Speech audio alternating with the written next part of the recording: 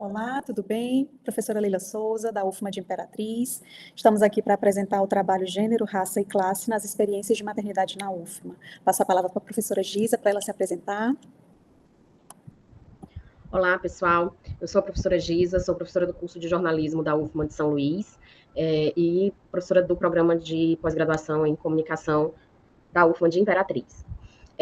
Vou me audiodescrever e em seguida eu devolvo para a professora Leila fazer o mesmo e seguirmos na apresentação. Eu sou uma mulher branca, cabelo loiro curto, uso óculos, uso uma blusa bege, estou num ambiente tem algumas plantas, tem uma luminária e alguns livros. É isso. Devolvo a palavra para a professora Leila e logo mais seguiremos com o conteúdo do nosso trabalho. Olá, novamente. Então, só complementando, eu sou a professora Leila, sou também docente do PPG-Com da UFMA de Imperatriz, atual coordenadora também deste programa. Sou uma mulher branca, de cabelos cacheados, na altura do ombro, cabelos médios, escuros. Estou com uma blusa branca com alguns desenhos em azul. E estou num ambiente com um sofá, algumas telas, alguns quadros, e uso brincos pequenininhos e um batom no rosa claro. Então, vamos dar início à nossa apresentação falando um pouquinho sobre esse trabalho que foi desenvolvido na UFMA e que tem baseado, né, as nossas reflexões sobre a maternidade nessa instituição. Então, como introdução, a gente já traz alguns avanços sobre as políticas relacionadas à maternidade no Brasil, e aí a gente pontua a inclusão da maternidade em editais de fomento e seleção a partir do ano de 2019, também o reconhecimento da licença maternidade no currículo Lattes, que foi uma atualização possível através do movimento Parenting Science e apenas em 2021, e recentemente duas leis, né, a lei de número 14.925 das mães cientistas, que garante prorrogação de prazos acadêmicos, né, em caso de adoção e em caso de gestação, enfim, e a Lei 15.124, que combate a discriminação em processos seletivos de bolsas por gestação ou adoção. Pode passar, Giz. Para além dos avanços, né, que a gente pontua e que são importantes, a gente também traz, né, as perspectivas de exclusão, que ainda são dominantes dentro da academia. E aí a gente aponta que 1 em cada 10 estudantes, né, na graduação tem filhos, e destes só 5,2% tem acesso a algum tipo de creche ou a algum apoio institucional, e essas dificuldades, né, esses desafios, reverberam no que a gente entende como efeito tesoura, que é a dificuldade, né, de algumas pessoas, sobretudo mulheres, de avançarem na carreira por conta de desafios outros, e um desses desafios é a maternidade, né, uma carga a mais de trabalho que impede que essas mulheres avancem na carreira. Fora isso, também as desigualdades marcadas pelo machismo estrutural, pelo racismo institucional, que afetam, né, diretamente as mulheres e as pessoas que gestam, e também apontamos, né, numa perspectiva interseccional, a questão das mulheres negras, que elas representam apenas 3% das orientadoras de doutorado no Brasil. Pode passar, Geisa. Esses desafios, eles têm raízes históricas, né, na própria construção ficcional do gênero. E aí a gente traz duas autoras para basear isso, que é a Guacira Louro, que ela fala que a docência ela vai se tornando uma profissão feminina com interesses, né, interesses por trás que são exatamente isso. Manter o homem nesse lugar de legitimidade, inclusive como os mais citados nos currículos, né, os nossos currículos são, em muitos casos, majoritariamente masculinos, e é uma profissão em que as mulheres, elas foram pensadas para reproduzir, né, essa estrutura machista, né, para reproduzir essa estrutura e se situar dentro desse lugar do cuidado. E a Flávia Biroli traz também uma contribuição muito importante nesse sentido, em que ela vai propor que a divisão sexual do trabalho é o que estrutura o gênero. Então, a gente já constrói essa ideia, né, de diferença entre homens e mulheres, a partir desse lugar privado e público, dentro dessa lógica de que as mulheres estão majoritariamente nos espaços privados, né, nessa política do cuidado, e os homens no espaço público, e, sobretudo, definindo, né, as políticas públicas e definindo também, e tem esse lugar de legitimidade dentro da política, de uma forma geral. Então, a gente trouxe esse texto com o objetivo de refletir sobre demandas, dificuldades, né, entre maternidade e vida universitária, também de pensar numa maternidade digna dentro da UFMA, analisar alguns entraves e possibilidades a partir das interseccionalidades, que a gente pontua ali alguns achados importantes, né, para refletir a partir desses elementos, e considerar, né, a nossa base são dados que foram levantados a partir de um levantamento interno, realizado com mulheres, pessoas que gestam e pais de crianças menores de 8 anos dentro da UFMA. Pode passar, Giza. Aí agora a gente chega na metodologia, a professora Giza vai explicar. Bom, então, dando continuidade a esse trabalho, né? Então, assim, explico também que esse referencial que a professora Leila trouxe, ele contextualiza esse nosso interesse de pesquisa, ele contextualiza o nosso caminho, né? E a proposta que nós temos desenvolvido a partir daqui.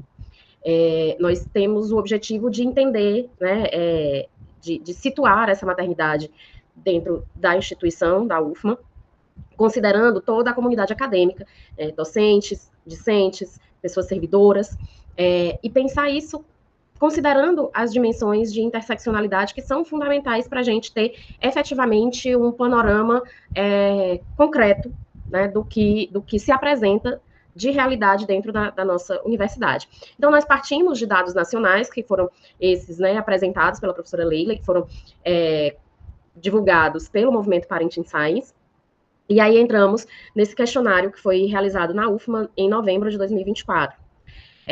Esse questionário, ele alcançou 510 respostas, e é importante a gente destacar que foram respostas voluntárias, né? Então, assim, foi um público interessado em manifestar suas respostas.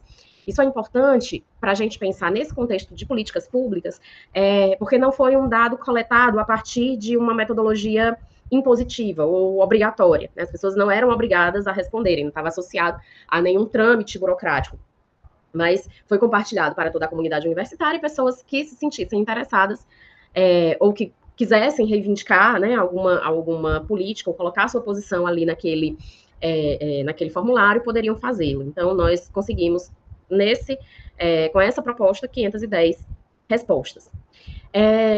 Posteriormente, a aplicação do questionário e a análise dos dados que nós recebemos, nós instituímos o GT Acolher, que é um grupo de trabalho que tem o objetivo de pensar, de elaborar essas políticas, de discutir as políticas para a maternidade na UFMA, né? Nós tivemos um primeiro momento em que o GT tinha a representação institucional da Diretoria de Diversidade, Inclusão e Ações Afirmativas e da Pró-Reitoria de Assuntos Estudantis. E as representantes da comunidade universitária eram representantes do movimento do coletivo de mães da UFMA, né? Todas elas estudantes.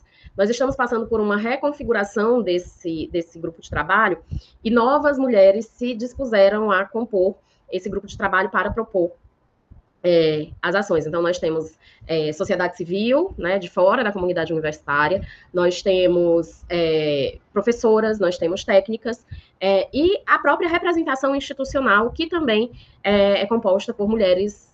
Algumas são mães, né? Não são todas, mas algumas sim. E esse questionário também, o resultado, né, os dados que nós alcançamos com esse questionário, apresentaram uma importância dessa interseccionalidade na análise pela própria representação que o questionário aponta quando a gente faz essa pergunta relacionada à autoidentificação de raça, né? Então, essa interseccionalidade, ela está também colocada nessa perspectiva racial, mas também numa perspectiva que tem a ver com classe, né? Que a gente está trabalhando aí quando a gente vai olhar para as diferenças de maternidades que são possíveis quando a gente está falando de uma servidora pública e de uma estudante, né? Então, todos esses elementos, eles precisam ser considerados como fundamentais na nossa análise. Então, os resultados que nós encontramos nesse momento, né, nesse movimento inicial, porque sim, é uma pesquisa que está ainda em construção, apesar de nós termos os dados, mas os processos de análise desses dados, né, reflexões sobre eles, e a própria atualização dos dados, que é constante, né, considerando que nós temos entradas semestrais na universidade, então, entradas e saídas, então essa realidade, ela muda, né, constantemente. Além das entradas e saídas, a própria, a maternidade em si, né, a parentalidade, ela também é variável, né? Alguém que não era mãe no semestre passado, nesse semestre se torna. Então, a gente vai tendo aí essa rotatividade de dados, né, de informações. Então, ela precisa seguir sendo atualizada. Mas nós encontramos algumas coisas que nossas hipóteses já pressupunham por conta dos dados nacionais. Né? Então, dificuldades na conciliação entre a maternidade e a universidade, né? Considerando que 53% das mães afirmaram não possuir rede de apoio, né? 41,5% precisam levar os filhos para as atividades na UFMA, 42% das discentes, especificamente, né, esse recorte, exercem maternidade solo, e identificam a falta de apoio de políticas institucionais. A consequência disso, né, são esses impactos na trajetória acadêmica que chegam à evasão das estudantes de graduação para cuidarem dos filhos, e essa maternidade também acaba por, além da evasão, né, se reflete num afastamento por conta da falta de rede de apoio. E aí, com relação às interseccionalidades e desigualdades que foram percebidas, né, e sobre as quais a gente se debruça nas nossas análises que seguem, né, vamos pensando sobre as barreiras relacionadas à identidade racial, né, pensando sobre como as mulheres pretas e pardas são as mais afetadas pelo machismo estrutural e pelas desigualdades institucionais de acesso, de permanência, né, pensando raça e classe como esses desafios adicionais aos desafios que nós já temos diante da maternidade. Né?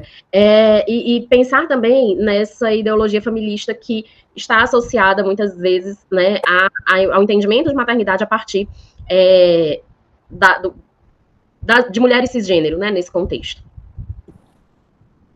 Tu quer falar mais alguma coisa, Leila? Não, era isso mesmo, né, que os cuidados ainda recaem majoritariamente sobre as mulheres e por isso o efeito tesoura é mais visível, né, na trajetória delas. E aí algumas das nossas referências utilizadas nesse trabalho e ficamos à disposição, né, para qualquer dúvida, para qualquer sugestão e qualquer parceria. Obrigada. Obrigada.